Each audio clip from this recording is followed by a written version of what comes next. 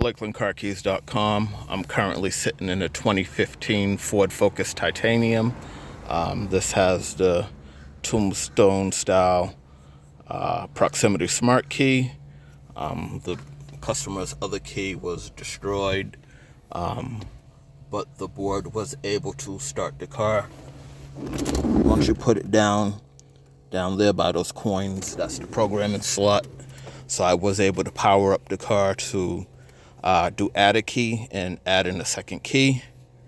I'm not sure if my keys were mixed up or they came from the factory backwards, but this key I actually pulled out of one of the older styles that had the H75 blade on it.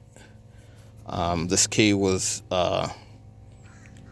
when you put it in your programmer and identify the transponder, it comes up as an ID46, which makes me believe why it was possibly switched up with another key I had, because the original key I was trying to program had a separate transponder chip in the inside of it, and it was coming up as one of the 4 D63s.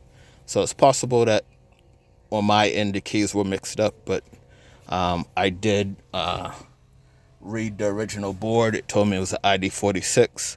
I grabbed another one that was labeled as ID46, and it did program into the car.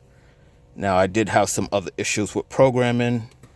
As you can see, my Autel IM508, when it got into the system, it would fail. I grabbed my Auto Pro Pad Lite.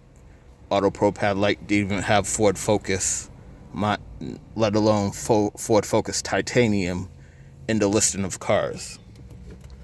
So I was able to complete this with my Top Dawn T Ninja Pro.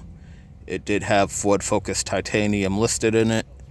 It took about 2 or 3 minutes on the security wait, and it did go through and program once I realized, I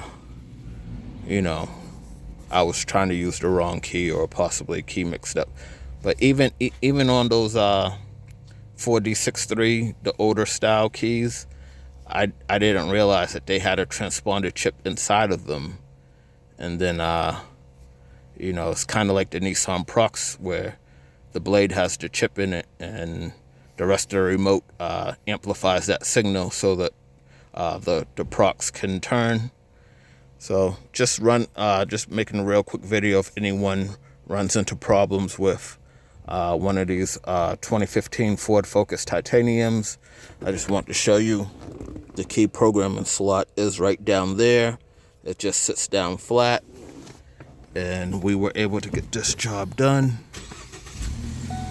Yep, so proximity works, remote functions work, remote start did work. Yeah, so like I said, sometimes this is why I say it's good to have multiple programmers. I normally would have probably used my KM100, but I believe I left the dongle back home, and so I couldn't use the KM. I tried the IM. The IM would not access the system. Auto Pro Pad would not access the system.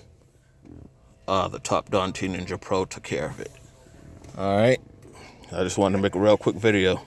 Thanks for watching. LakelandCarKeys.com.